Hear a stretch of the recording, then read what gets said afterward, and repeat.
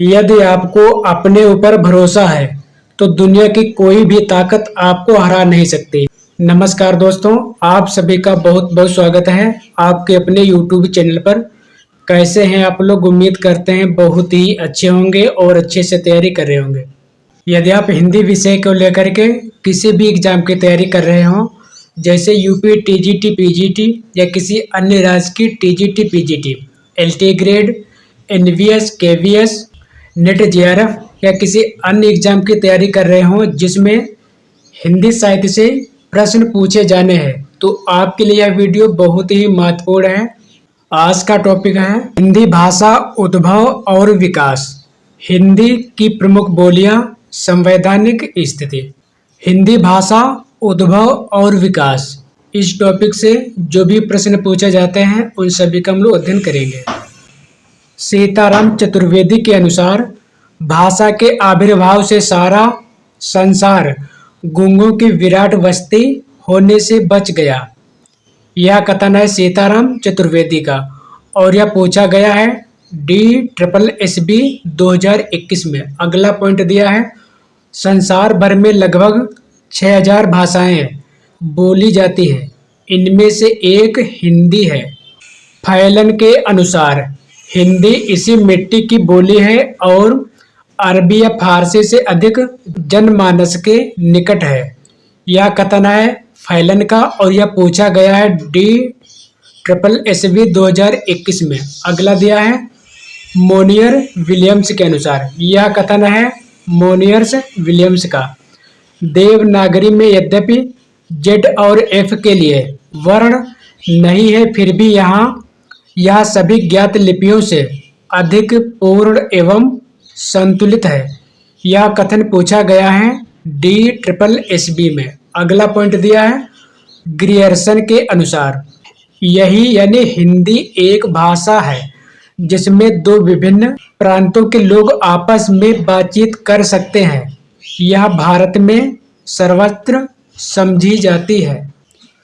आचार्य विनोबा भावे के अनुसार हिंदुस्तान की एकता के लिए हिंदी भाषा जितना काम देगी उससे अधिक काम देवनागरी लिपि दे सकती है। प्राचीन भारतीय आर्य भाषाएं। अब हम लोग पढ़ेंगे कि प्राचीन भारतीय आर्य भाषाएं कौन कौन सी है। तो प्राचीन भारतीय आर्य भाषाएं दो हैं, वैदिक संस्कृत और लौकिक संस्कृत। जो वैदिक संस्कृत है इसका समय है 2000 ईसा पूर्व से 800 ईसा पूर्व तक। लौकिक संस्कृत का समय है 800 ईसा पूर्व से 500 ईसा पूर्व तक। मध्यकालीन भारतीय आर्य भाषा। मध्यकालीन भारतीय आर्य भाषा कौन कौन सी है? पाली, इसको कहा जाता है प्रथम प्राकृत भाषा। इसका समय है 500 ईसा पूर्व से 1 ईस्वी तक। अगली भाषा है प्राकृत, इसको कहा जाता है द्वितीय प्राकृत। इसका समय है 1 ईस्वी से 500 ईस्वी तक। अगली है अपभ्रंश, इसको कहा जाता है तृतीय प्राकृत भाषा और इसका समय है 500 ईस्वी से 1000 ईस्वी तक। अगली भाषा है आधुनिक भारतीय आर्य भाषा, इसका समय है 1000 ईस्वी से अब तक।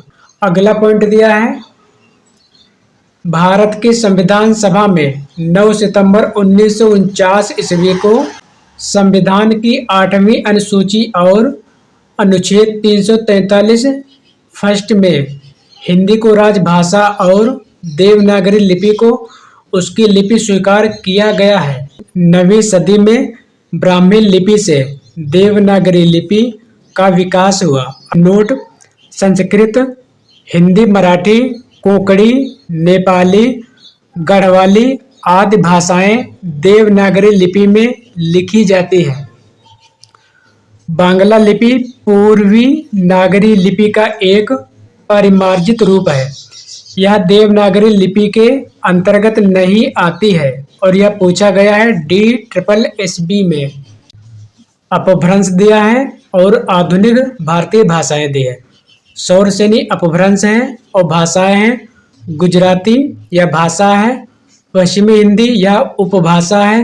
राजस्थानी यह भी उपभाषा है। पहाड़ी यह भी उपभाषा है। अगला अपभ्रंश है अर्धमागधी। पूर्वी हिंदी यह उपभाषा है। अगला अपभ्रंश है मागधी। बिहारी उपभाषा है। बंगाली यह भाषा है। असमी भाषा है। उड़िया भाषा है। महाराष्ट्री अपभ्रंश भाषा है मराठी भाषा। 85 भाषा लहंदा भाषा। केकई अपभ्रंश से। पंजाबी टक अपभ्रंश से। अगला अपभ्रंश है ब्राचड़ भाषा है सिंधी भाषा। हिंदी भाषा का उद्भव सौरसेनी मागधी अर्ध मागधी अपभ्रंश से हुआ, जिसकी 5 उपभाषाएं हैं। पश्चिमी हिंदी, पूर्वी हिंदी, राजस्थानी, पहाड़ी और बिहारी। अब हम लोग पढ़ेंगे अपभ्रंश, उपभाषाएं और बोलियां, यानी कौन से अपभ्रंश की उपभाषाएं हैं और उनकी कौन सी बोलियां हैं। सौरसेनी अपभ्रंश की उपभाषाएं हैं पश्चिमी हिंदी। बोलियां हैं खड़ी बोली, इसको कहा जाता है कौरवी, ब्रजभाषा, बुंदेली, हरियाणवी, कन्नौजी। अगला है सौरसेनी अपभ्रंश। उपभाषा है पहाड़ी, बोलियां है पश्चिमी पहाड़ी, मध्यवर्ती पहाड़ी, कुमायूनी, गढ़वाली। सौरसेनी यह अपभ्रंश है और उपबोली है राजस्थानी। बोलियां हैं उत्तरी राजस्थानी, मेवाती, दक्षिणी राजस्थानी, इसको मालवी कहा जाता है। पूर्वी राजस्थानी, इसको जयपुरी कहा जाता है। पश्चिमी राजस्थानी, मारवाड़ी। अगला अपभ्रंश है अर्धमागधी। उपभाषा है पूर्वी हिंदी, बोलियां है अवधी, बघेली, छत्तीसगढ़ी। अगला अपभ्रंश है मागधी। उपबोली है बिहारी, बोलियां है मगही, मैथिली, भोजपुरी। डॉक्टर नगेंद्र के अनुसार हिंदी की 5 उपभाषाएं व 17 बोलियां हैं। अगला पॉइंट है भोलानाथ तिवारी और हम्बोल्ट ने भाषा परिवारों की संख्या 13 मानी है। फ्रीडिश म्यूलर ने भाषा परिवारों की संख्या 100 मानी है। अब देखते हैं अगला पॉइंट, वैदिक संस्कृत और इसका समय है। वैदिक संस्कृत समय है 1500 ईसा पूर्व से 1000 ईसा पूर्व तक। जो वैदिक संस्कृत है इसको कहा जाता है प्राचीन संस्कृत भी कहा जाता है। किसको? वैदिक संस्कृत को। हरदेव बाहरी ने वैदिक स्वरों की संख्या 14 मानी है। अब हम लोग पढ़ेंगे लौकिक संस्कृत के बारे में। लौकिक संस्कृत का समय है 1000 ईसा पूर्व से 500 ईसा पूर्व तक। लौकिक संस्कृत को यानी लौकिक संस्कृत को देव भाषा यानी क्लासिकल भाषा भी कहा जाता है। ये पॉइंट्स बहुत ही महत्वपूर्ण है और बार बार परीक्षाओं में पूछे जाते हैं। अगला यह पश्चिमोत्तरी बोली पर आधारित थी। कौन? लौकिक संस्कृत। अगला है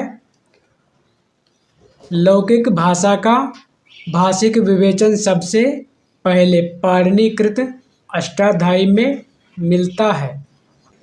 प्राचीनतम काव्य ग्रंथ रामायण है। यह भी पॉइंट्स कई बार पूछा जा चुका है। प्राचीनतम काव्य ग्रंथ कौन सा है? रामायण है।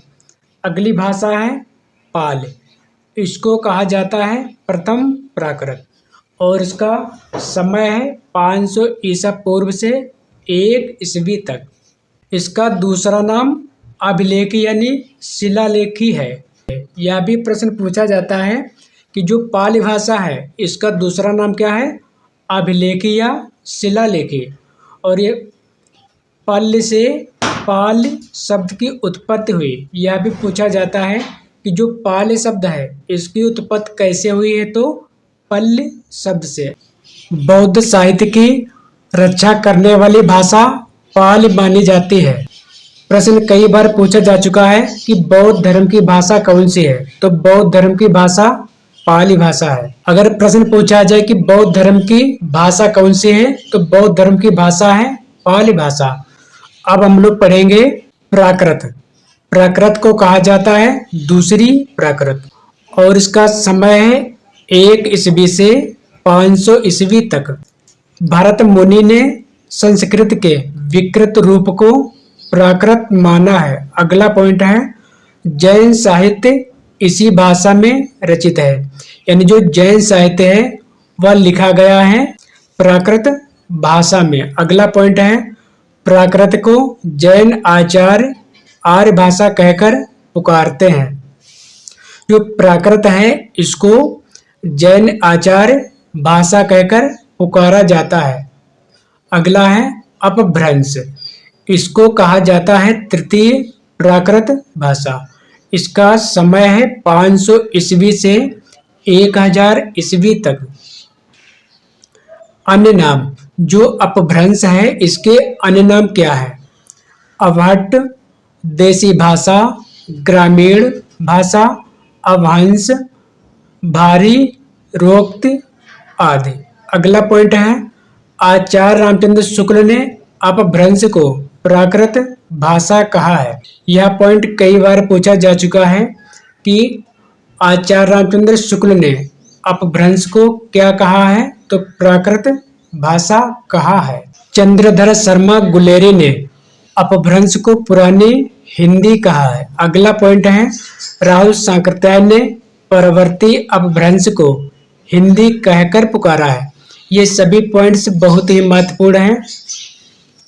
इसे किशोरी दास वाजपेयी ने राड़ा भाषा कहा है। अगला पॉइंट है अपभ्रंश में कुल 10 स्वर माने गए हैं। यह भी कई बार प्रश्न पूछा गया है कि अपभ्रंश में कितने स्वर हैं, तो अपभ्रंश में स्वर हैं 10। लघु स्वर कौन कौन से हैं? अ, इ, उ, ए, ओ।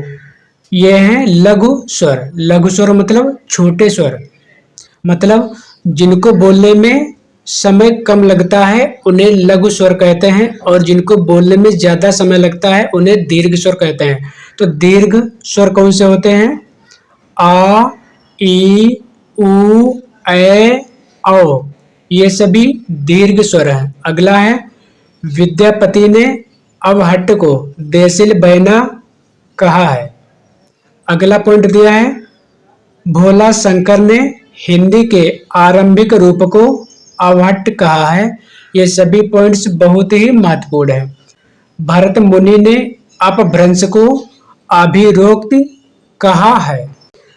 आचार्य दंडी ने अपभ्रंश को अमीरों की भाषा कहा है। अगला पॉइंट है हरदेव बायरी के अनुसार अवहट्ट का प्रथम प्रयोग ज्योतिरेश्वर ठाकुर द्वारा रचित वर्ण रत्नाकर में मिलता है। अगला पॉइंट दिया है 9वीं से 11वीं सदी अपभ्रंश का स्वर्णकाल माना जाता है।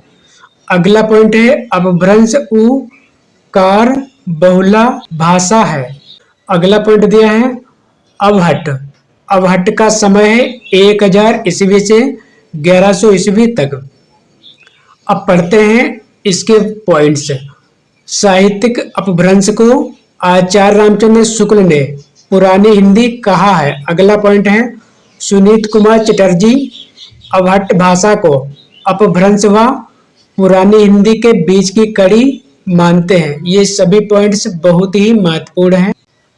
अवहट्ट शब्द का सर्वप्रथम प्रयोग वर्ण रत्नाकर में मिलता है। अगला पॉइंट दिया है, यह भी प्रश्न पूछा जाता है कि सबसे पहले अवहट्ट शब्द का प्रयोग कहाँ मिलता है, तो वर्ण रत्नाकर में मिलता है। अगला पॉइंट है सुनीत कुमार चटर्जी ने उक्त व्यक्ति प्रकरण की भाषा को प्राचीन कोसली कहा है। ये सभी पॉइंट्स बहुत ही महत्वपूर्ण हैं। चंद्रधर शर्मा गुलेरी ने परवर्ती अपभ्रंश यानी अवहट्ट को पुरानी हिंदी कहा है। अब हम लोग पढ़ेंगे हिंदी का भौगोलिक विस्तार विविध रूप। पहले पढ़ेंगे पश्चिमी हिंदी, यह है सौरसेनी अपभ्रंश की। ओकार बहुला बोलियां, ब्रजभाषा, कन्नौजी, बुंदेली। आकार बहुला बोलियां, हरियाणवी खड़ी बोली। अगला पॉइंट है ब्रज भाषा। यह भाषा डॉक्टर नगेंद्र के अनुसार सौरसेनी का मध्यवर्ती रूप है। अगला पॉइंट है अन्य नाम, यानी जो ब्रज भाषा है इसके और नाम कौन से हैं? अंतर्वेदी, डोंगी, जादोवाटी, माथुरी पिंगल, हिंदुई, ग्वालियरी। ब्रजभाषा का केंद्र कौन सा है, यानी ब्रजभाषा कहाँ पर बोली जाती है? केंद्र इसका है मथुरा यानी वृंदावन। अगला है ब्रजभाषा को सर्वप्रथम ईश्वर चंद्र गुप्त ने इसे ब्रजव्रत यानी बंगला कहा है। अगला पॉइंट है यह आगरा, मथुरा, अलीगढ़, एटा, बरेली, ग्वालियर, भरतपुर, करौली, जयपुर के पूर्वी भाग में बोली जाती है। अब पढ़ेंगे बुंदेली भाषा के बारे में। बुंदेली में लोक साहित्य पर्याप्त मात्रा में मिलता है क्योंकि इसे राजकीय संरक्षण भी प्राप्त हुआ था। झांसी, सागर, ग्वालियर, ओरछा, दमोह सभी क्षेत्रों में बोली जाती है। कौन सी? बुंदेली भाषा। आप पढ़ेंगे कन्नौजी भाषा के बारे में। कन्नौज का पुराना नाम पांचाल है। यह भी प्रश्न पूछा जाता है कि कन्नौज का पुराना नाम क्या है? पांचाल। इसलिए इसे पांचाली भी कहते हैं। जो कन्नौजी भाषा है इसको पांचाली भाषा भी कहते हैं। और इसका केंद्र कौन सा है? कन्नौज, इटावा। कानपुर, पीलीभीत, शाहजहांपुर, फर्रुखाबाद में यह भाषा बोली जाती है। आकार बहुला बोलियां, हरियाणवी खड़ी बोली। अब हम लोग पढ़ेंगे हरियाणवी बोली के बारे में। इसे बांगरू जाटू कहते हैं। चंडीगढ़, पटियाला, हिसार, अंबाला, रोहतक, करनाल में बोली जाती है। खड़ी बोली। खड़ी बोली का मूल नाम है कौरवी। राहुल शंकरत्यायन के अनुसार खड़ी बोली का नामकरण लल्लू लाल ने प्रेम सागर में 1803 ईस्वी में किया। अगला पॉइंट है सुनीत कुमार चटर्जी ने खड़ी बोली को मर्दानी भाषा तथा जनपदीय हिंदुस्तानी कहा है। अगला पॉइंट है यह सौरसेनी का उत्तरी रूप है। अगला पॉइंट दिया है अन्य नाम। जो खड़ी बोली है इसके अन्य नाम क्या है? वर्नाक्यूलर, देसी हिंदुस्तानी, ग्रियर्सन, डिंगल, देहलवी, हिंदवी। मानक रूप। इसका मानक रूप क्या है? मेरठ। कामता प्रसाद गुरु ने खड़ी का अर्थ कर्कश बताया है। अगला पॉइंट दिया है गारसा द तासी चंद्रबली पांडे इसे शुद्ध, प्राकृत और ठेठ कहकर पुकारते हैं। अगला पॉइंट है खड़ी बोली का सर्व प्रसिद्ध महाकाव्य कामायनी है। प्रथम खड़ी बोली महाकाव्य है प्रिय प्रवास। दिल्ली, मेरठ, मुजफ्फरनगर, देहरादून, बिजनौर, रामपुर में मुख्यतः बोली जाती है खड़ी बोली। अगली भाषा है पूर्वी हिंदी। अवधी। अवधी शब्द का सर्वप्रथम प्रयोग खुसरो ने किया। यह भी प्रश्न पूछा जाता है कि सबसे पहले अवधी का प्रयोग किसने किया? खुसरो ने। केंद्र कौन सा है? अवध यानी अयोध्या। अन्य नाम है पूर्वी जो हिंदी है इसके अन्य नाम है वैशवाड़ी, कोसली, पुरानी। अगला पॉइंट है तुलसी ने अवधी को गांव की भाषा कहा है। आधुनिक अवधी कवि कौन है? त्रिलोचन शास्त्री। ये भी प्रश्न कई बार पूछा जा चुका है। काव्य में अवधी को प्रतिष्ठित करने का श्रेय सूफी कवियों को जाता है। रामचरितमानस वैशवाड़ी अवधी में रचित है। आप पढ़ेंगे बघेली बोली के बारे में। बघेली बोली का केंद्र है रीवा। बघेली को दक्षिणी अवधी भी कहते हैं। प्रसार क्षेत्र रीवा, नाडोल, सतना, मेहर, जबलपुर, शहडोल आदि। आप पढ़ेंगे छत्तीसगढ़ी बोली के बारे में। इसे लारिया एवं खलटाही भी कहते हैं। अगली भाषा है बिहारी हिंदी। इसको कहा जाता है मागधी अपभ्रंश। भोजपुरी सर्वाधिक बोली जाने वाली बोली है। लोक प्रचलन की दृष्टि से यह हिंदी की सबसे बड़ी बोली है। प्रसार क्षेत्र है शाहाबाद, बनारस, जौनपुर, मिर्जापुर, चंपारण, आजमगढ़, गोरखपुर, बलिया आदि क्षेत्रों में। मगही मगही शब्द मागधी का विकसित रूप है और इसका प्रसार क्षेत्र है हजारीबाग, कटिहार, पलामू, पटना, मुंगेर, भागलपुर आदि क्षेत्रों में बोली जाती है। अब पढ़ेंगे मैथिली बोली। साहित्यिक दृष्टि से मैथिली बिहारी हिंदी की सबसे संपन्न बोली है। प्रसार क्षेत्र हैं मुजफ्फरपुर, मुंगेर, दरभंगा, पूर्णिया। अगली बोली है राजस्थानी और अपभ्रंश है सौरसेनी अपभ्रंश।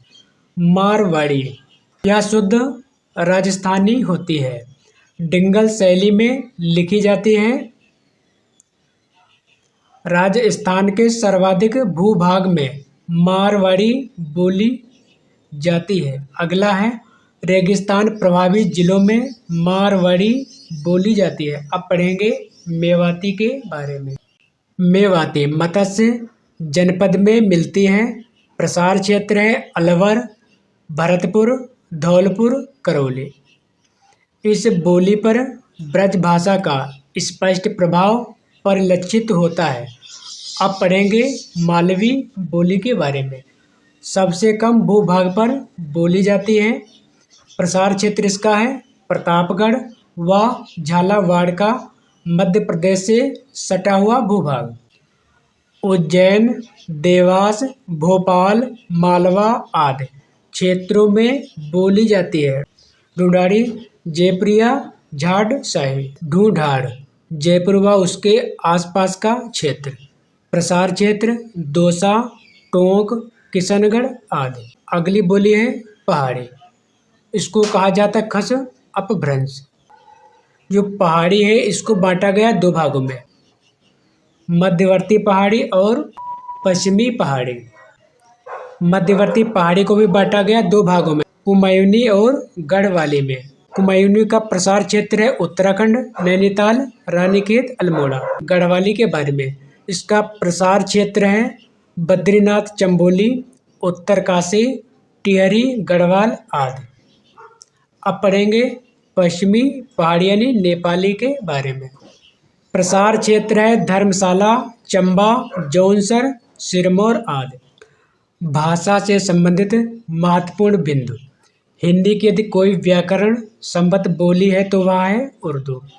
ग्रियर्सन ने उर्दू को ठेठ हिंदी की संज्ञा दी है। अगला पॉइंट दिया है ग्रियर्सन ने खड़ी बोली को देसी भाषा की संज्ञा दी है।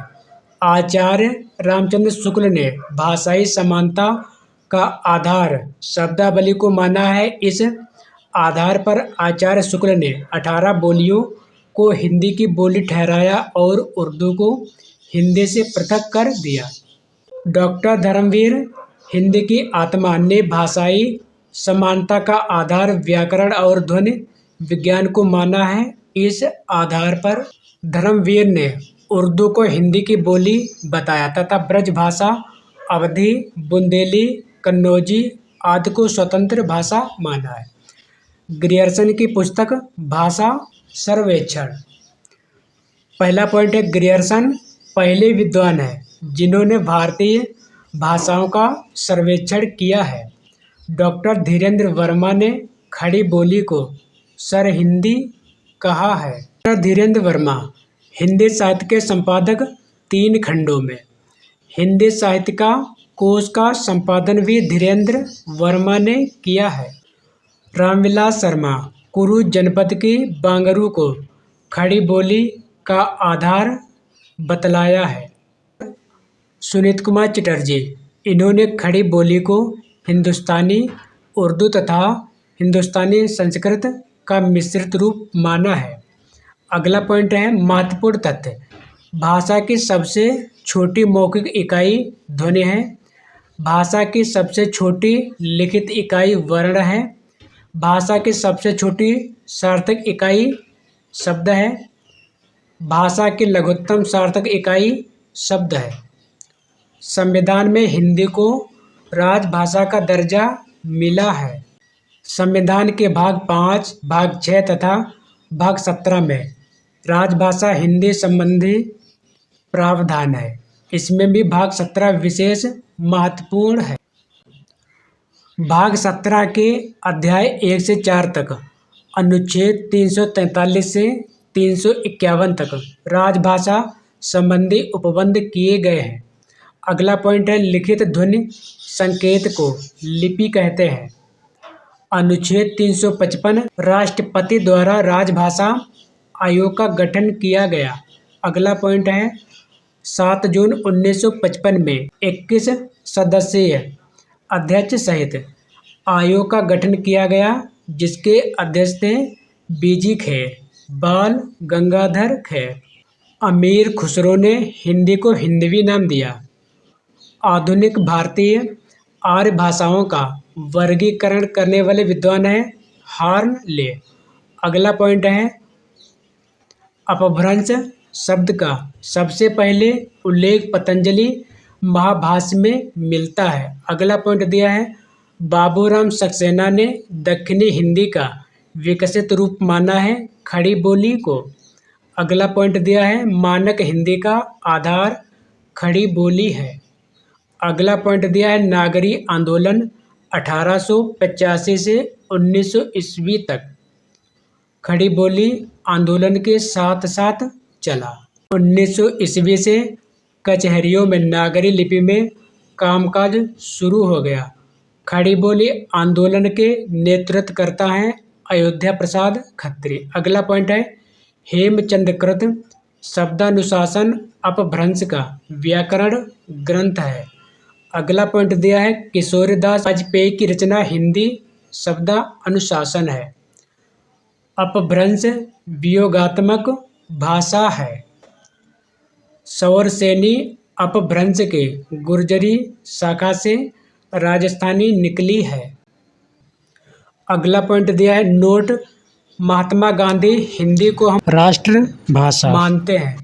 राजभाषा संवैधानिक आवरण पहने हुए विधि निषेधों का पालन करने वाली राजकीय प्रयोजन की भाषा राजभाषा कहलाती है। यह राजभाषा की परिभाषा दी है।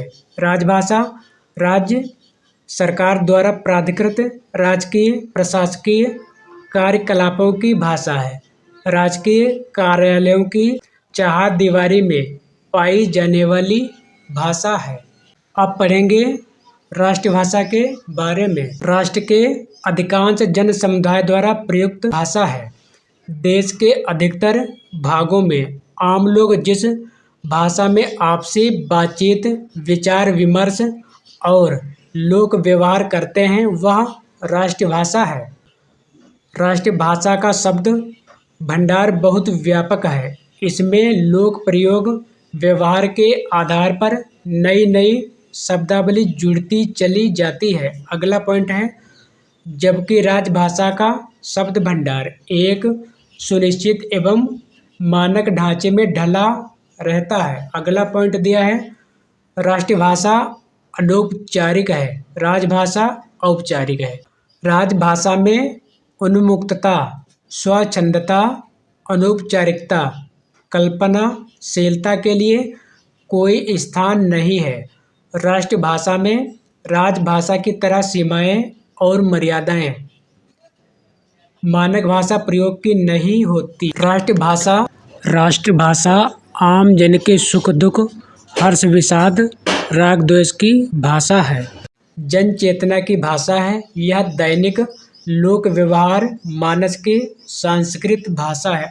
राजभाषा में निर्धारित एवं मानक भाषा प्रयोग की नियमावली का अनुसरण करना आवश्यक है। राजभाषा संविधान द्वारा प्राधिकृत है। राष्ट्रभाषा संविधान द्वारा प्राधिकृत नहीं है। राष्ट्रभाषा लोक के द्वारा स्वीकृत है। अगला है इस प्रकार राष्ट्रभाषा का परिवेश खुला हुआ व उन्मुक्त है। यहाँ कोई मर्यादाएं, बंधन, सीमाएं नहीं है, जबकि राजभाषा का प्रयोग क्षेत्र कार्यालयों की चारदीवारी तक सीमित है। अगला पॉइंट है, राजभाषा सैद्धांतिक है तो राष्ट्रभाषा व्यावहारिक है। राजभाषा मस्तिष्क है तो राष्ट्रभाषा हृदय है। संविधान में हिंदी को राजभाषा का दर्जा प्राप्त है। आज के वीडियो में हम लोग पढ़ने वाले हैं हिंदी साहित्य के अंतर्गत टॉपिक है राजभाषा हिंदी की संवैधानिक स्थिति। यह टॉपिक बहुत ही महत्वपूर्ण है। ऐसा कोई एग्जाम नहीं है जिसमें इस टॉपिक से प्रश्न पूछे ना जाते हो, इसलिए वीडियो को पूरा जरूर देखें। राजभाषा हिंदी की संवैधानिक स्थिति। संपूर्ण संविधान में राष्ट्रभाषा शब्द का उल्लेख नहीं किया गया। यह पॉइंट बहुत ही महत्वपूर्ण है। अगला पॉइंट है, संविधान की 8वीं अनुसूची भाषा संबंधी प्रावधान का उल्लेख करती है।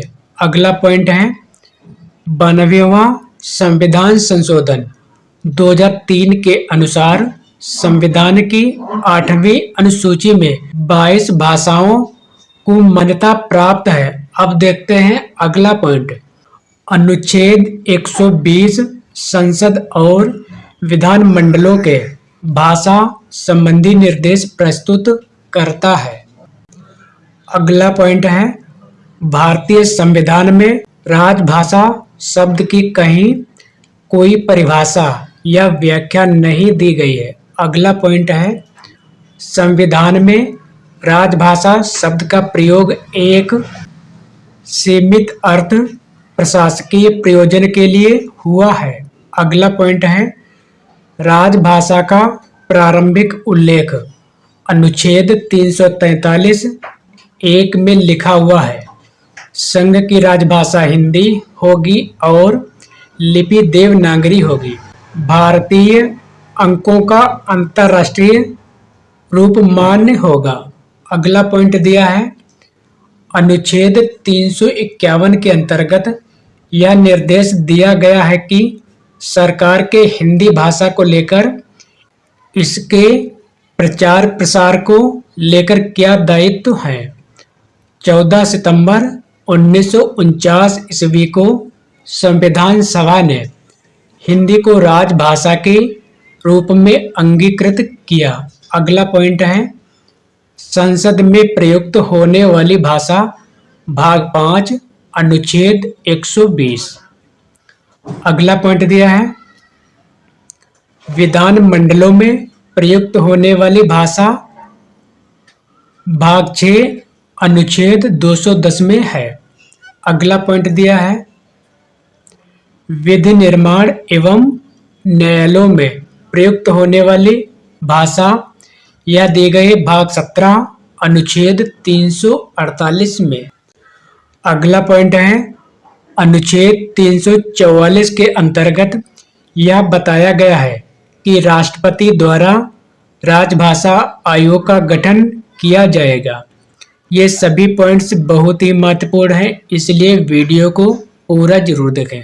नोट, इसी अनुच्छेद की पालना में राष्ट्रपति द्वारा 7 जून 1955 में बीजी खैर की अध्यक्षता में 21 सदस्यीय राजभाषा आयोग का गठन किया गया। यह प्रश्न कई बार पूछा जा चुका है कि राजभाषा आयोग के अध्यक्ष कौन हैं, तो बीजी खैर। अनुच्छेद 345, 346, 347 में प्रादेशिक भाषाओं संबंधी प्रावधान है। अनुच्छेद 348 उच्चतम न्यायालय, उच्च न्यायालय, संसद और विधान मंडल में प्रयुक्त विधेयकों की भाषा संबंधी प्रावधान किए गए हैं। अगला पॉइंट है, अनुच्छेद 349 में भाषा संबंधी विधियां अधिनियमित करने की प्रक्रिया का वर्णन है। अगला पॉइंट है, अनुच्छेद 350 के अंतर्गत आवेदन में प्रयुक्त भाषण, शिकायतें, प्राथमिक स्तर पर मातृभाषा में शिक्षा सुविधाएं देने तथा अल्पसंख्यकों संबंधी भाषाई प्रावधान मिलते हैं। अगला पॉइंट है अनुच्छेद 351। इसके तहत हिंदी के प्रचार प्रसार और विकास में सरकार के कर्तव्य और दायित्व का उल्लेख किया गया है। अगला पॉइंट है संविधान के भाग 5 अनुच्छेद 120 फर्स्ट के अनुसार भाग 17 में किसी बात के होते हुए भी किंतु अनुच्छेद 348 के तहत संसद में कार्य हिंदी या अंग्रेजी में किया जाएगा। ये सभी पॉइंट्स बहुत ही महत्वपूर्ण हैं। इसी अनुच्छेद में आगे कहा गया है कि यदि कोई व्यक्ति हिंदी या अंग्रेजी में अपने विचार प्रकट करने में असमर्थ है तो वह संसद, लोकसभा अध्यक्ष या राज्यसभा के सभापति की अनुमति से मात्र भाषा में विचार प्रकट कर सकते हैं। अगला पॉइंट है भाग 5 अनुच्छेद 120(2) के अनुसार जब तक संसद विधि द्वारा कोई उपबंध न करे तब तक संविधान के लागू होने से 26 जनवरी 1950 अगली 15 वर्षों की अवधि समाप्त होने के पश्चात या अंग्रेजी वाला अंश रहेगा। भाग 6 अनुच्छेद 210 फर्स्ट के अनुसार विधानमंडल में प्रयुक्त होने वाली भाषा भाग 6 में वर्णित है। भाग 17 में किसी बात के होते हुए भी अनुच्छेद 348 के उपबंधों के अधीन रहते हुए राज्य के विधान मंडल में कार्य राजभाषा हिंदी या अंग्रेजी में किया जाएगा। भाग 6 अनुच्छेद 210 सेकेंड के अनुसार जब तक विधानमंडल कोई विधि या उपबंध न करे तब तक संविधान के लागू होने से 15 वर्ष की अवधि समाप्त हो जाने के बाद या अंग्रेजी वाला अंश हटा दिया जाएगा। नोट: इसी अनुच्छेद में हिमाचल प्रदेश, मणिपुर, मेघालय, त्रिपुरा राज्यों में अंग्रेजी प्रयोग करने का समय 15 वर्ष से बढ़ाकर 25 वर्ष तक की छूट दी गई। अब हम लोग पढ़ेंगे राजभाषा अधिनियम के बारे में। 1960 ईस्वी में राजभाषा संबंधी आदेश दिया गया। 1963 ईस्वी में राजभाषा अधिनियम संशोधित हुआ। 1967 ईस्वी में 1968 में राजभाषा संकल्प यह पूछा गया था यूजीसी नेट 2021 में। अगला है 1976 में राजभाषा अधिनियम। राष्ट्रपति का आदेश 1955 ईस्वी में। संसद की राजभाषा समिति के सुझाव 1959 ईस्वी में। संविधान की 8वीं अनुसूची में 22 भारतीय भाषाएं शामिल हैं। मूल संविधान में 8वीं अनुसूची में 14 भाषाएं थी। 21वां संविधान संशोधन 1967 के तहत 15वीं भाषा सिंधी को शामिल किया गया।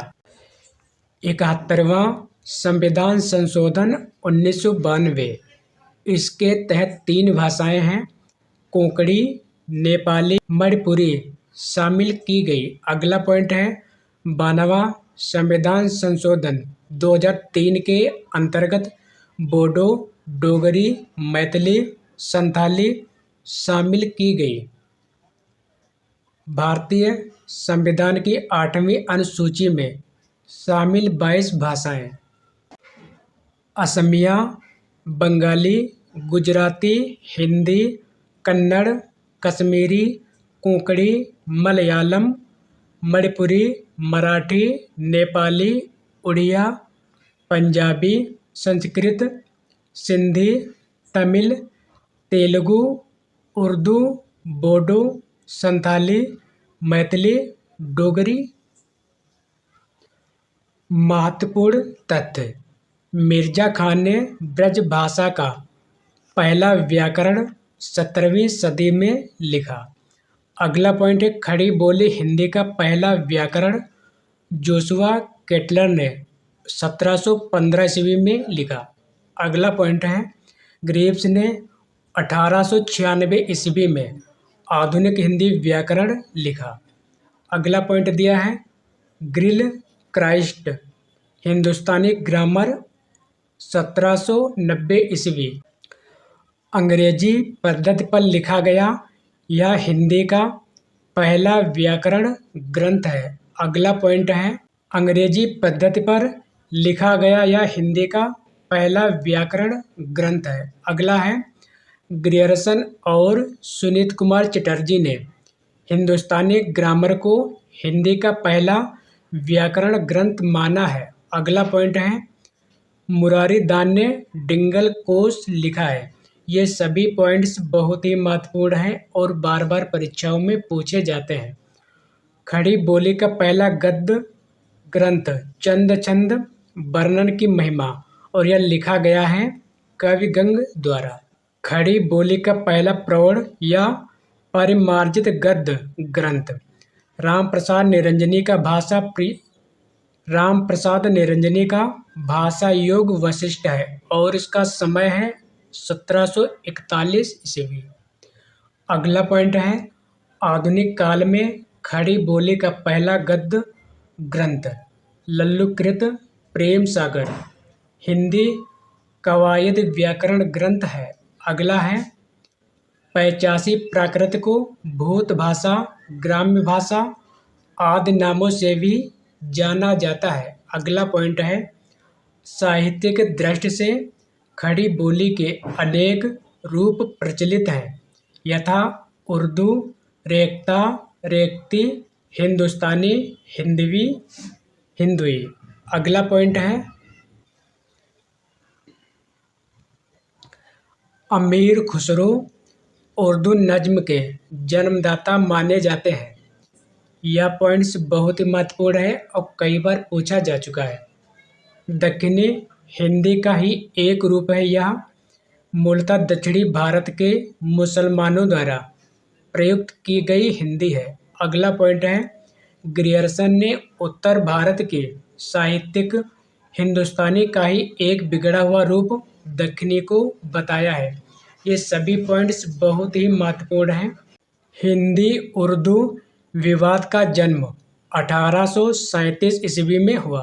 अगला है नोट बोली उपभाषा विभाषा भाषा। नोट बोली उपभाषा, इस उपभाषा को कहा जाता है विभाषा। बोली में साहित्य रचना नहीं मिलती। यह एक छोटे क्षेत्र में बोली जाने वाली बोली कहलाती है। लिपि किसी भी भाषा का लिखित रूप लिपि कहलाता है। अगला पॉइंट है ध्वनि का प्रतीकात्मक चिन्ह लिपि है। अगला पॉइंट है चिन्ह लिपि की बुनियादी इकाई होती है। अगला पॉइंट दिया है भाषा ध्वनि प्रतीकों की व्यवस्था है जबकि लिपि लिखित चिन्हों की संरचना है। भाषा काल व स्थान की सीमाओं में बंधी रहती है जबकि लिपि इन दोनों से मुक्त रहती है। अगला पॉइंट है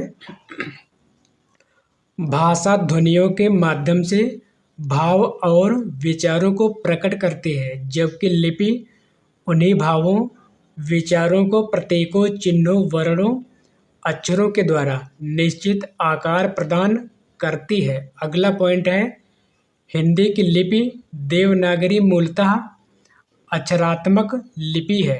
अगला पॉइंट दिया है अक्षरात्मक लिपि में चिन्ह अक्षर व्यंजित करता है वर्णों को नहीं। अब हम लोग पढ़ेंगे ब्राह्मी लिपि के बारे में। ब्राह्मी लिपि को बांटा गया है दो भागों में, दक्षिणी लिपि और उत्तरी लिपि। उत्तरी लिपि से बनी है गुप्त लिपि और गुप्त लिपि से बनी है सिद्ध मातृका लिपि और सिद्ध मातृका लिपि से बनी है कुटिल लिपि।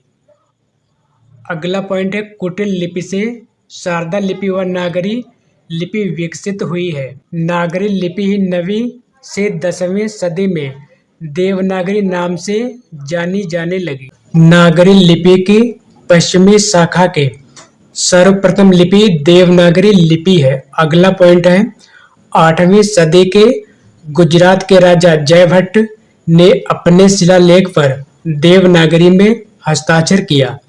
इसी को देवनागरी की उत्पत्ति का सबसे प्रामाणिक चिन्ह माना जाता है। सबसे प्राचीन लिपि है सैंधव लिपि और ब्राह्मी लिपि। हम लोग पढ़ेंगे सैंधव लिपि के बारे में। यह बुस्ट्रोफेदन शैली, जिसका नाम हिंदी में गोमूत्रिका शैली है, में लिखी जाती है, जिसमें बाएं से दाएं और दाएं से बाएं का क्रम चलता रहता है।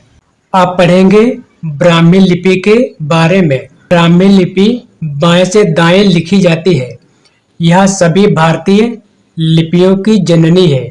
यह प्रश्न कई बार पूछा गया है कि भारतीय लिपियों की जननी कौन सी लिपि है, तो ब्राह्मी लिपि। अशोक के शिलालेख ब्राह्मी लिपि व प्राकृत भाषा में लिखे गए। अगला पॉइंट है खरोष्टी लिपि। गधे के होठों के आकार की होने के कारण इसे खरोष्टी लिपि कहा जाता है। यह दाएं से बाएं उर्दू की भांति लिखी जाती है। यह भी प्रश्न कई बार पूछा जा चुका है कि ऐसी कौन सी लिपि है जो दाएं से बाएं लिखी जाती है, तो खरोष्टी लिपि। और यह जो लिपि है यह गधे के होठों के आकार की होती है। आप पढ़ेंगे देवनागरी लिपि के बारे में। इस लिपि को लोकनागरी एवं हिंदी लिपि भी कहा जाता है। अगला पॉइंट है यह लिपि बाएं से दाएं की ओर लिखी जाती है। यह लिपि बाएं से दाईं ओर लिखी जाती है। अगला पॉइंट है एक ध्वनि के लिए एक ही वर्ण संकेत है। इसमें जो ध्वनि का नाम वही वर्ण का उच्चारण है। अगला पॉइंट है मूक वर्ण नहीं है। जो देवनागरी लिपि है इसमें कोई भी मूक वर्ण नहीं है।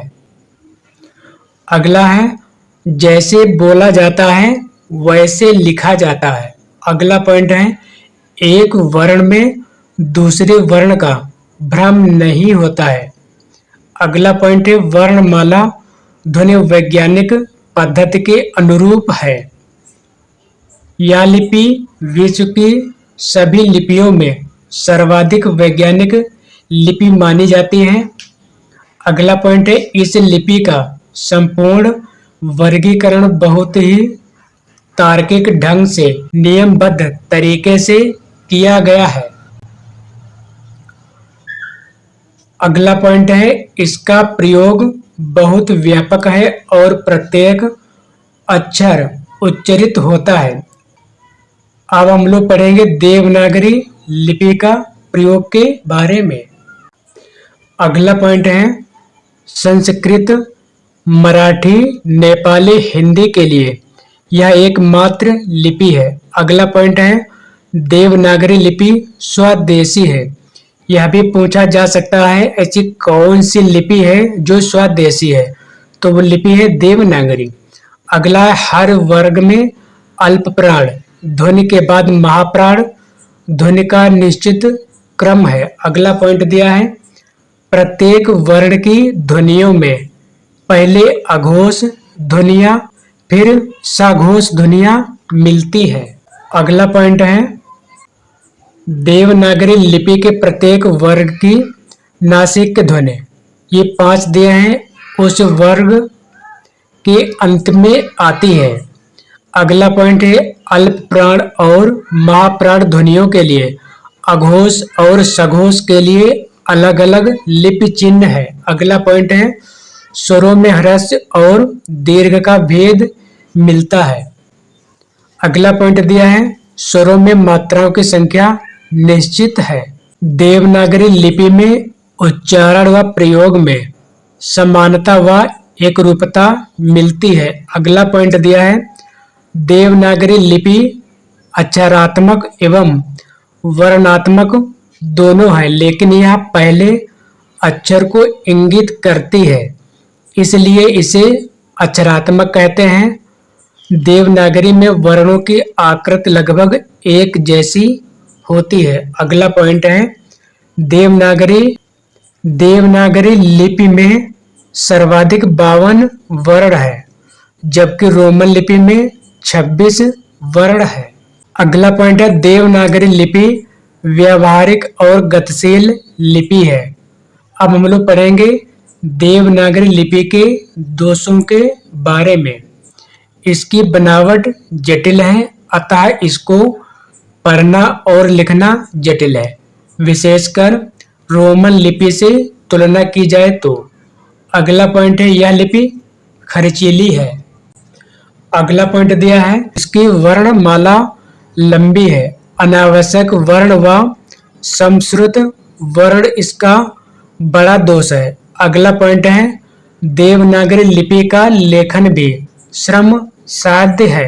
अगला पॉइंट है इसके वैज्ञानिक विश्लेषण में कठिनाई होती है। अगला पॉइंट दिया है इसमें 403 टाइप होने के कारण टंकण और मुद्रण में कठिनाई होती है। अब हम लोग पढ़ेंगे देवनागरी लिपि में किए गए सुधार के बारे में। सर्वप्रथम देवनागरी लिपि में सुधार का प्रयास महादेव गोविंद रानाडे, ये महाराष्ट्र के हैं, 1896 ईस्वी में किया गया। ये सभी पॉइंट्स बहुत ही महत्वपूर्ण हैं और बार बार परीक्षाओं में पूछे जाते हैं। अगला पॉइंट है बाद में बाल गंगाधर तिलक ने केसरी मराठी भाषा 1904 ईस्वी में देवनागरी लिपि के सुधार के प्रयास किए। 190 टाइपों का एक फॉन्ट निर्मित करवाया, इसे तिलक फॉन्ट के नाम से जाना जाता है। अगला पॉइंट दिया है सर्वप्रथम काका साहेब कालेलकर ने अ पर ही मात्रा लगाकर 12 खड़े का प्रयोग करने का सुझाव दिया। अगला पॉइंट है श्याम सुंदर दास ने इन पंचम वर्णों के स्थान पर अनुस्वार का प्रयोग किया है। अगला पॉइंट दिया प्रख्यात भाषाविद सुनीत कुमार चटर्जी के अनुसार देवनागरी लिपि के स्थान पर रोमन लिपि का प्रयोग किया जाना चाहिए। अगला पॉइंट दिया है हिंदी साहित्य सम्मेलन की स्थापना 1910 ईस्वी प्रयाग मतलब प्रयागराज, इसका पहले नाम था इलाहाबाद। अगला पॉइंट है स्थापना करने वाले पुरुषोत्तम दास टंडन हिंदी के प्रहरी हैं। ये भी प्रश्न कई बार पूछा गया है कि जो देवनागरी लिपि है इसकी स्थापना किसने की है? पुरुषोत्तम दास टंडन ने, और इन्हें कहा जाता है हिंदी के प्रहरी। हिंदी साहित्य सम्मेलन के प्रथम अध्यक्ष, ये पॉइंट कई बार पूछा जा चुका है। हिंदी साहित्य सम्मेलन के प्रथम अध्यक्ष हैं पंडित मदन मोहन मालवीय, यह पॉइंट कई बार पूछा जा चुका है। अगला है हिंदी साहित्य सम्मेलन ने 1941 ईस्वी में लिपि सुधार समिति का गठन किया। अगला पॉइंट दिया है महात्मा गांधी के अनुसार मेरा सपना है कि संस्कृत से निकली हर भाषा की लिपि देवनागरी हो। अगला पॉइंट है विश्व हिंदी सचिवालय मॉरिशस में है। अगला पॉइंट है विश्व हिंदी परिषद, यह है नीदरलैंड में। हिंदी दिवस 14 सितंबर को मनाया जाता है। विश्व हिंदी दिवस 10 जनवरी को मनाया जाता है। अगला पॉइंट है अंतर्राष्ट्रीय मातृभाषा दिवस 21 फरवरी। डॉक्टर बाबूराम सक्सेना के अनुसार यह कथन दिया है, जिन ध्वनि चिन्हों द्वारा मनुष्य परस्पर विचार विनिमय करता है उसको समष्टि रूप में भाषा कहते हैं। हिंदी साहित्य, इतिहास, लेखन और आदिकाल। आज हम लोग पढ़ेंगे हिंदी साहित्य, इतिहास, लेखन के बारे में। पहले पढ़ेंगे हिंदी के बारे में। हिंदी फारसी भाषा का शब्द है। हिंदी शब्द की निष्पत्ति कैसे हुई, यानी जो हिंदी है कैसे बनी है। सिंधु से हुई उत्पत्ति हिंदू की, और हिंदू शब्द से उत्पत्ति हुई है हिंद की। हिंद शब्द से उत्पत्ति हुई है हिंदी की। अगला पॉइंट दिया है, हिंदी शब्द का सर्वप्रथम प्रयोग शरफुद्दीन यजदी की पुस्तक जफरनामा में मिलता है। ये सभी पॉइंट्स बहुत ही महत्वपूर्ण हैं और परीक्षाओं में जरूर पूछे जाते हैं। प्रश्न ये भी पूछा जाता है कि हिंदी शब्द किस भाषा का है, तो फारसी भाषा का।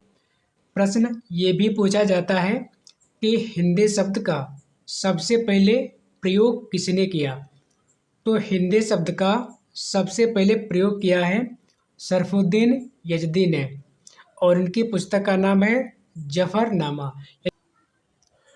अगला पॉइंट दिया है साहित्य। अब हम लोग पढ़ेंगे साहित्य के बारे में। साहित्य जन समूह के हृदय का विकास है। यह पंक्ति है पंडित बालकृष्ण भट्ट की। अगला पॉइंट है ज्ञान राशि के संचित कोश का नाम ही साहित्य है। यह पंक्ति है आचार्य महावीर प्रसाद द्विवेदी की। निबंध साहित्य की महत्ता में यह पंक्ति दी है। अब आते हैं अगली पंक्ति पर। मनुष्य ही साहित्य का लक्ष्य है। यह पंक्ति है आचार्य हजारी प्रसाद द्विवेदी की। अगली पंक्ति दी है साहित्य जो मनुष्य मात्र की मंगल भावना से लिखा गया हो और जीवन के प्रति सुप्रतिष्ठित दृष्टि पर आधारित हो। मनुष्य को अज्ञान, मोह, कुसंस्कार और परमुखापेक्षता से बचाना ही साहित्य का लक्ष्य है। यह पंक्ति है आचार्य हजारी प्रसाद द्विवेदी की, और यह दी है निबंध साहित्यकार का दायित्व में। अगला पॉइंट दिया है साहित्य का इतिहास। अब हम लोग पढ़ेंगे साहित्य का इतिहास के बारे में। आचार्य रामचंद्र शुक्ल के अनुसार, जबकि प्रत्येक देश का साहित्य वहाँ की जनता की संचित चित्त वृत्तियों का प्रतिबिंब होता है, तब यह निश्चित है कि जनता की चित्त वृत्ति के परिवर्तन के साथ साथ साहित्य के स्वरूप में भी परिवर्तन होता चला जाता है। आदि से अंत तक इन्हीं चित्त वृत्तियों की परंपरा को परखते हुए साहित्य परंपरा के साथ उनका सामंजस्य दिखाना ही साहित्य का इतिहास कहलाता है। यह पंक्ति कई बार पूछी जा चुकी है कि यह पंक्ति किसकी है, तो यह पंक्ति है आचार्य रामचंद्र शुक्ल की। अब हम लोग पढ़ेंगे साहित्य इतिहास लेखन की प्रतिधियाँ, यानी साहित्य लेखन की पद्धति कौन कौन सी हैं, इसके बारे में हम लोग पढ़ेंगे। तो साहित्य लेखन की 4 पद्धति हैं। पहली है वर्णानुक्रम पद्धति, दूसरी है कालानुक्रम पद्धति, नंबर 3 है वैज्ञानिक पद्धति, नंबर 4 है विधेयवादी पद्धति। अब हम लोग पढ़ेंगे क्रम संख्या दिया है। साहित्य इतिहास लेखन प्रविधि दी है। प्रयोग करने वाले प्रमुख साहित्य इतिहासकार हैं। वर्णानुक्रम जो पद्धति है इसके साहित्यकार हैं गारसा दत्तासी और शिव सिंह सेंगर। काल क्रमानुसार जो पद्धति है इसके साहित्यकार हैं ग्रियर्सन। वैज्ञानिक पद्धति के हैं गणपत चंद्रगुप्त। विधेयवादी पद्धति के हैं आचार्य रामचंद्र शुक्ल। नोट: फ्रेंच विद्वान हिप्पोलाइट टेन इपालित एडोल्फ टेन ने विधेयवाद को सुव्यवस्थित सिद्धांत के रूप में स्थापित किया था। अगला पॉइंट है, टेन का विधेयवादी दर्शन प्रजाति, क्षण एवं वातावरण के आधार पर साहित्य का वैज्ञानिक विधि से विश्लेषण करता है। अगला पॉइंट है, विधेयवादी पद्धति इतिहास लेखन की सबसे विकसित पद्धति है। अब हम लोग पढ़ेंगे साहित्य इतिहास लेखन की परंपरा के बारे में। पहले साहित्यकार हैं गार्सा दा तासे। इनका पूरा नाम है गार्सिन जोसेफ हिल्डोर तासे। ये प्रश्न कई बार पूछा जा चुका है कि गार्सा दा तासी का पूरा नाम क्या है, तो गार्सिन जोसेफ हिल्डोर तासी। गार्सा दा जो तासी हैं ये फ्रेंच विद्वान है। उनका ग्रंथ है, गार्सा दा तासी का ग्रंथ है इस्तवार द ला लिटरेचर इंदुई ए हिंदुस्तानी। अगला है वर्णानुक्रम पद्धति में रचित है। ये जो ग्रंथ है यह वर्णानुक्रम पद्धति में रचित है। जो ग्रंथ है यह 3 भागों में है। पहला भाग है 1839 ईस्वी, दूसरा भाग है 1847 ईस्वी, तीसरे भाग का प्रकाशन हुआ था 1871 ईस्वी में। यह दूसरा संस्करण भी है। और ये जो ग्रंथ है इसकी भाषा है फ्रेंच। इसमें कुल कवि हैं 738 कवियों की चर्चा है अंग्रेजी वर्णमाला के अनुसार। हिंदी के 72 कवि अंगद से हेमंत तक। हिंदी में अनुवाद हिंदुई साहित्य का इतिहास 1952 ईस्वी में। यानी जो ग्रंथ दिया है इस्तवार द ला लिटरेचर इंदुई हिंदुस्तानी, इसका हिंदी में अनुवाद हुआ था हिंदुई साहित्य का इतिहास के नाम से 1952 ईस्वी में। और इसका अनुवाद हुआ था लक्ष्मी सागर वासड़े द्वारा। अब पढ़ें अगला पॉइंट है, हिंदी साहित्य का प्रथम इतिहास ग्रंथ इस्तवार द लिटरेचर इंदुई हिंदुस्तानी कालक्रमानुसार परिचित किंतु युगीन प्रवृत्तियों का परिचय नहीं दिया गया। अगले साहित्यकार हैं मौलवी करीमुद्दीन। इनका ग्रंथ है तज़किरा ई शुअरा हिंदी 1848 ईस्वी, दिल्ली कॉलेज द्वारा प्रकाशित हुआ। शिव सिंह सेंगर के बारे में कवि दिए हैं, कवि यानी लेखक हैं शिव सिंह सेंगर। इनका ग्रंथ दिया है शिव सिंह सरोज, समय है 1883 ईस्वी, और इस ग्रंथ की भाषा दी है हिंदी। 1003 विशुद्ध हिंदी कवियों का जीवन चरित्र व उनकी कविताओं के उदाहरण दिए गए हैं। अगला पॉइंट है, शिव सिंह सेंगर ने हिंदी साहित्य का प्रारंभ 713 ईस्वी से माना है।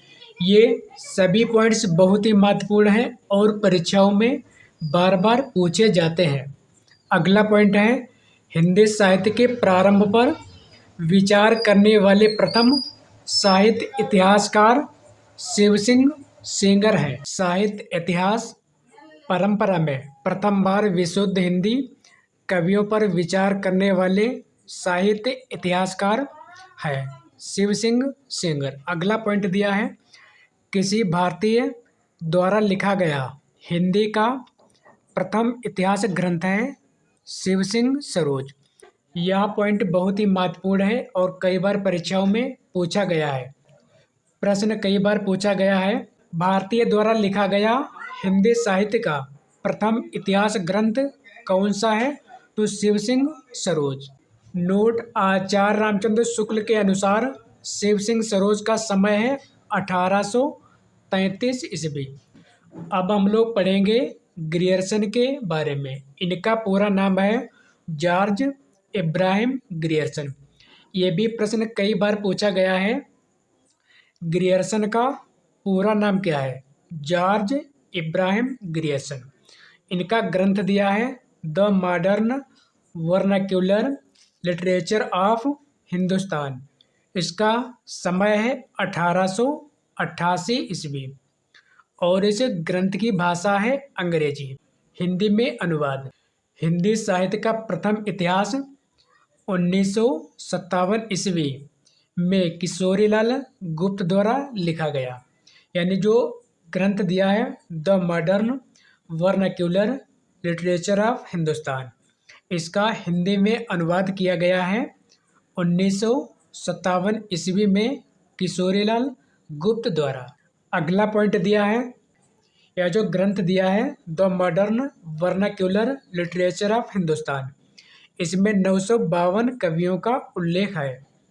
हिंदी साहित्य का प्रथम वैज्ञानिक इतिहास the modern vernacular literature of Hindustan माना जाता है क्योंकि काल विभाजन व नामकरण का सर्वप्रथम प्रयास इसी ग्रंथ में हुआ है, जो इस प्रकार है। अध्याय 1 हिंदी साहित्य के इतिहास का चारण काल। अध्याय 2 15वीं सदी का धार्मिक पुनर्जागरण। अध्याय 3 जयसी की प्रेम कविता।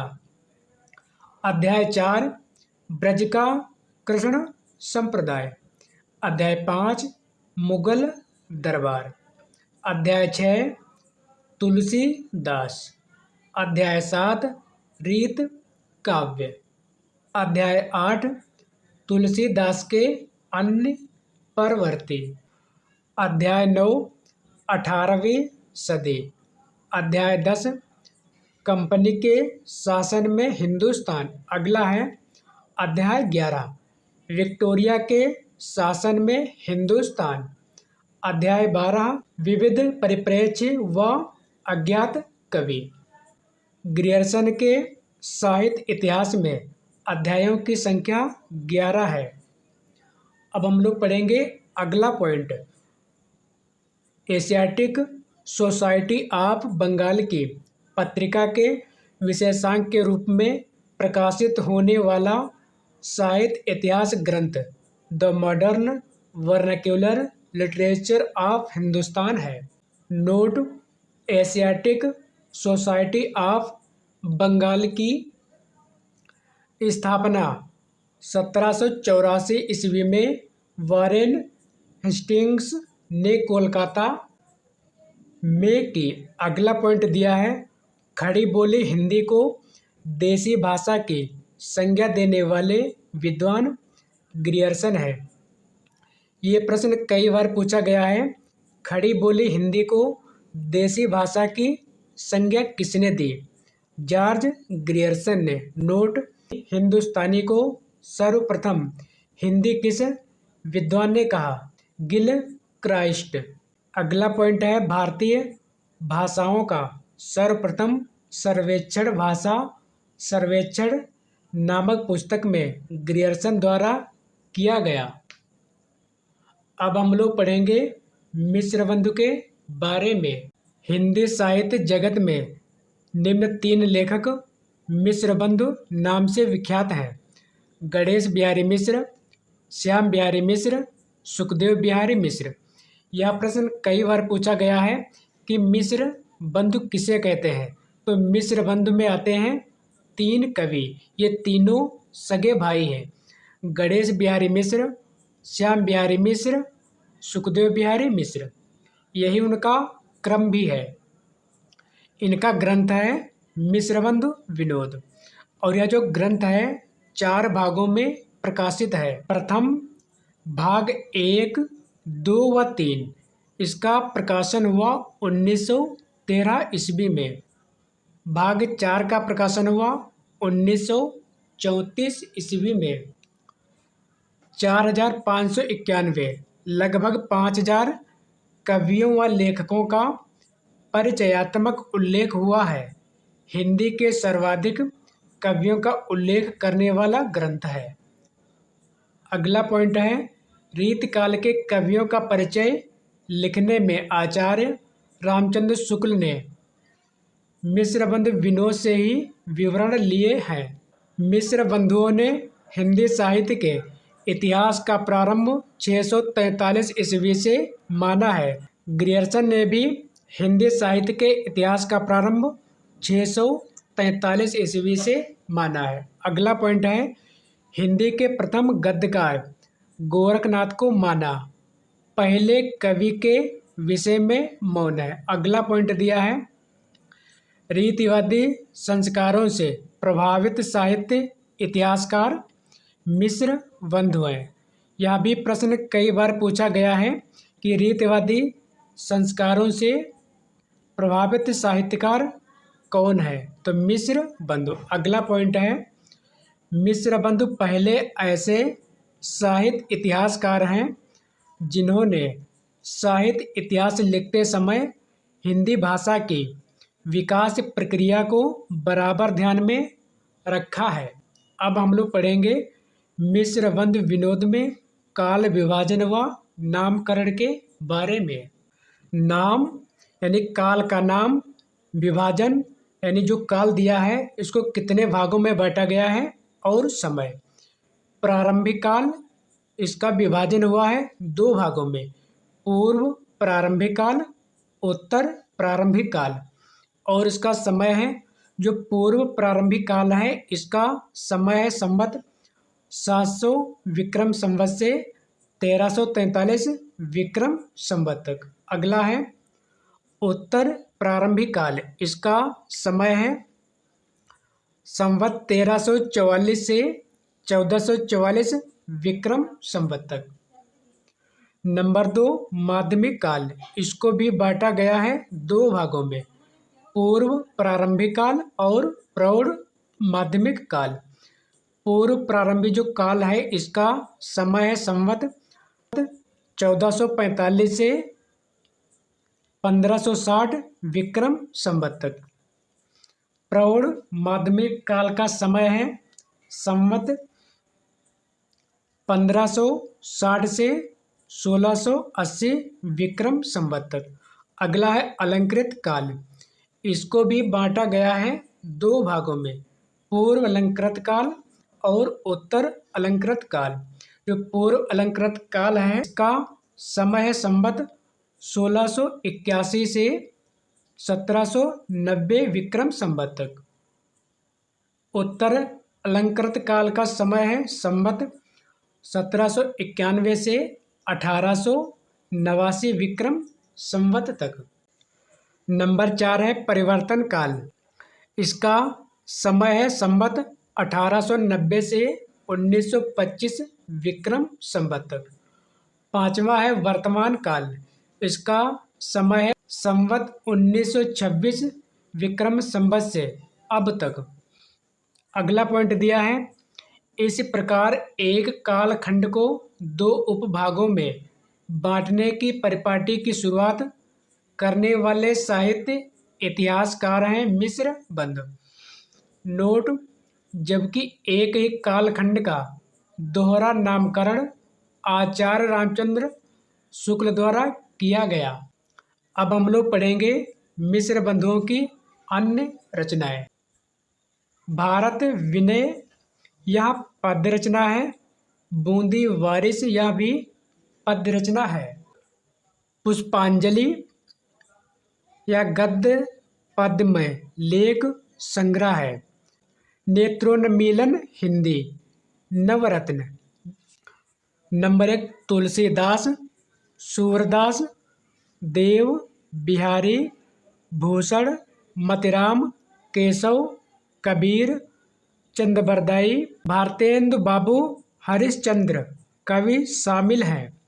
अब हम लोग पढ़ेंगे मिश्रबंधु विनोद के संदर्भ में महत्वपूर्ण कथनांश यानी कथन के अंश। पहला पॉइंट है इतिहासकार का इतिवृत्तात्मक लेखन सबसे पहले मिश्र बंधुओं के मिश्रबंध विनोद में पाया जाता है। डॉक्टर रामकुमार वर्मा के अनुसार।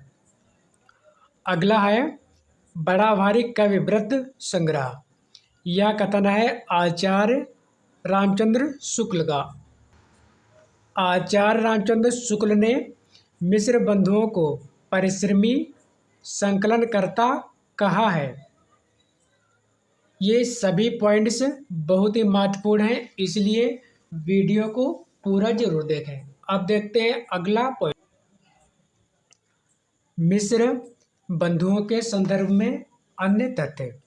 मिश्र बंधु के प्रिय कवि देव हैं। अगला पॉइंट है देव बड़े या बिहारी विवाद को जन्म देने वाले मिश्र बंधु ही हैं। अगला है अगले कवि यानी लेखक हैं, अगले साहित्यकार हैं आचार्य रामचंद्र शुक्ल। इनका जन्म हुआ 1884 ईस्वी में अगोना गांव में, बस्ती जिला उत्तर प्रदेश में। साहित्य ऐतिहासिक ग्रंथ। इनका ग्रंथ है हिंदी साहित्य का इतिहास। इसका समय है 1929 ईस्वी।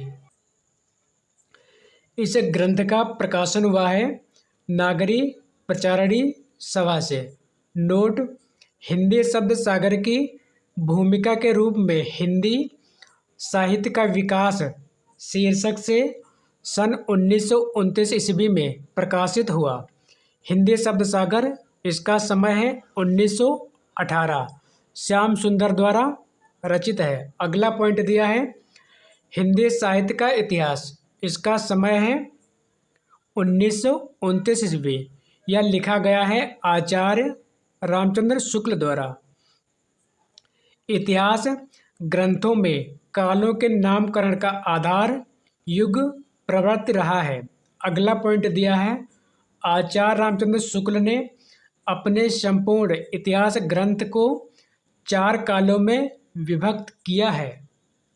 अब हम लोग पढ़ेंगे काल का नामकरण और इसका जो समय है उसके बारे में। अब हम लोग पढ़ेंगे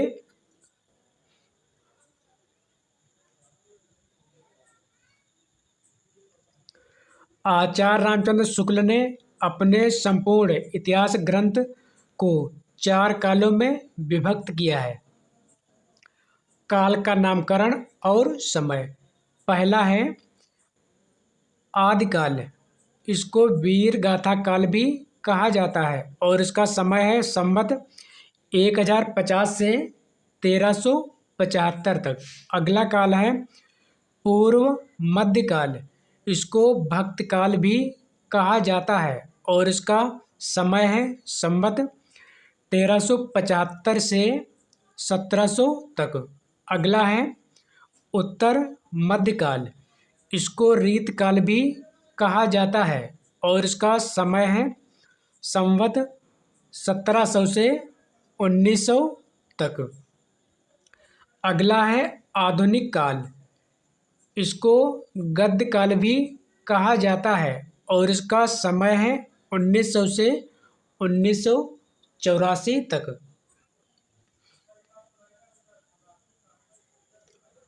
आचार्य रामचंद्र शुक्ल ने जिन ग्रंथों को आधार बनाकर अपने साहित्य इतिहास ग्रंथ की रचना की वे निम्न है। नंबर 1 मिश्रबंधु।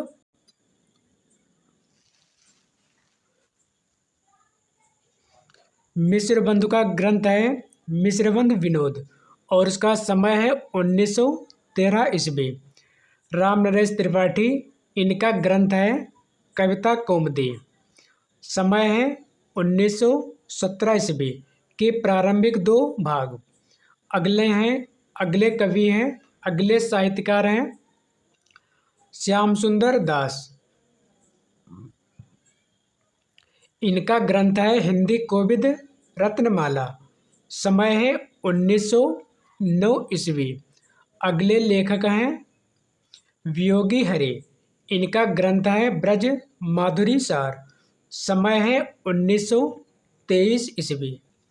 अब हम लोग पढ़ेंगे कुछ महत्वपूर्ण तथ्यों के बारे में। हिंदी कोविद रत्नमाला में ब्रज भाषा के कवियों व लेखकों के जीवन वृत्त वर्णित है। अगला पॉइंट दिया है, कविता कौमुदी के 8 भाग प्रकाशित हो चुके हैं। अगला पॉइंट दिया है, आधुनिक काल के प्रारंभिक प्रकरण लिखने में केदारनाथ पाठक से सहयोग लिया। अगला पॉइंट है, आचार्य रामचंद्र शुक्ल ने हिंदी साहित्य का इतिहास में सबसे अंत में जिस बिंदु पर विचार अभिव्यक्त किए हैं वह छायावाद है। यह भी पॉइंट कई बार पूछा जा चुका है। अगला पॉइंट है, आचार्य रामचंद्र शुक्ल के विचार काव्य में रसवाद व लोकमंगलवाद के पक्षधर व रहस्यवाद के विरोधी हैं। अगला पॉइंट दिया है, आचार्य रामचंद्र शुक्ल के महत्वपूर्ण कथन। अब हम लोग पढ़ेंगे आचार्य रामचंद्र शुक्ल के महत्वपूर्ण कथनों के बारे में। आधुनिक काल में गद्य का आविर्भाव सबसे प्रधान साहित्यिक घटना है। अगला पॉइंट है, जिस काल विभाग के भीतर किसी विशेष ढंग की रचनाओं की प्रचुरता दिखाई पड़ी है वही एक अलग काल माना गया है और उनका नामकरण उन्हीं रचनाओं के स्वरूप के अनुसार किया गया है। अगला पॉइंट है, प्राकृत पिंगल सूत्र उलटते पलटते हुए हमीर के युद्ध के वर्णन वाले कई बहुत ही ओजस्वी पद छंदों के उदाहरण मिले। मुझे पूर्ण निश्चय हो गया है कि ये पद सारंगधर के प्रसिद्ध हमीर रासों के ही हैं। अगला पॉइंट है, कविता इसी जीवन जगत से पैदा होती है और इसी जीवन पर सीधे साधे अपनी विभूति का प्रकाश फैलती है और जो कविता ऐसा करती है वह कविता स्वीकार्य है। अगला पॉइंट है, काल विभाजन साहित्यिक प्रवृत्तियों की समानता के आधार पर होना चाहिए। अगले लेखक हैं यानी अगले साहित्यकार हैं आचार्य हजारी प्रसाद द्विवेदी। इनका जन्म हुआ 1907 ईस्वी में दुबे का छपरा में, जिला है बलिया, उत्तर प्रदेश। आचार्य हजारी प्रसाद द्विवेदी व्योमकेश शास्त्री के नाम से प्रसिद्ध है। यह प्रश्न कई बार पूछा जा चुका है कि व्योमकेश शास्त्री के नाम से कौन से साहित्यकार प्रसिद्ध है, तो आचार्य हजारी प्रसाद द्विवेदी। अगला पॉइंट है, आचार्य हजारी प्रसाद द्विवेदी की आलोचना दृष्टि परंपरा का नैरंतर्य बोध पर आधारित है। आचार्य हजारी प्रसाद द्विवेदी के इतिहास ग्रंथ। अब हम लोग पढ़ेंगे आचार्य हजारी प्रसाद द्विवेदी के कौन कौन से इतिहास ग्रंथ हैं। पहला है हिंदी साहित्य की भूमिका, इसका समय है 1940 ईस्वी। अगला है हिंदी साहित्य का उद्भव और विकास, इसका समय है 1952 ईस्वी। अगला ग्रंथ है हिंदी साहित्य का आदिकाल, समय है 1952 ईस्वी। अब हम लोग पढ़ेंगे हिंदी साहित्य का उद्भव और विकास में काल विभाजन और नामकरण के बारे में। हिंदी साहित्य का उद्भव और विकास, कालखंड का नाम और समय। आदिकाल, इसका समय है 1000 ईस्वी से 1400 ईस्वी तक। अगला काल है पूर्व मध्यकाल, इसका समय है 1400 ईस्वी से 1700 ईस्वी तक। अगला काल है उत्तर मध्यकाल, इसका समय है 1700 ईस्वी से 1900 ईस्वी तक। अगला काल है आधुनिक काल, इसका समय है 1900 ईस्वी से अद्यतन यानी अब तक। काल प्रवृत्ति का निर्णय प्राप्त ग्रंथों की संख्या द्वारा नहीं निर्णीत हो सकता, बल्कि उस काल की मुख्य प्रेरणादायक वस्तु के आधार पर ही हो सकता है। यह कथन है आचार्य हजारी प्रसाद द्विवेदी का।